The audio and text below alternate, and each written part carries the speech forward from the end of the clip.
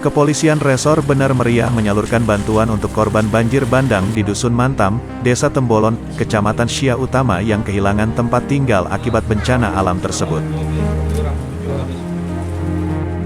Didampingi Ketua Bayangkari Cabang Bener Meriah, bantuan diserahkan untuk 7 kepala keluarga korban banjir Benang.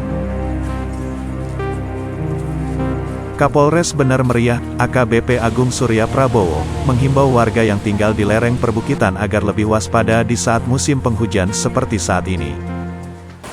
Jadi saya mengharapkan juga kepada masyarakat yang terutama wilayahnya ataupun rumahnya yang berada di tempat-tempat rawan banjir maupun longsor agar waspada.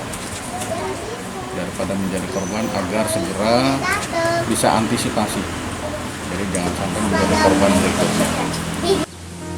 Saat ini, sebanyak 22 jiwa korban banjir bandang mengungsi ke rumah gizi Desa Tembolon. Akibat banjir bandang yang terjadi Senin dini hari itu, menyebabkan 2 rumah dinyatakan hilang dan hanyut terbawa banjir, 3 rumah tertimbun material dan 2 rumah rusak berat. Dari Bener Meriah, tim Liputan Aceh Video melaporkan.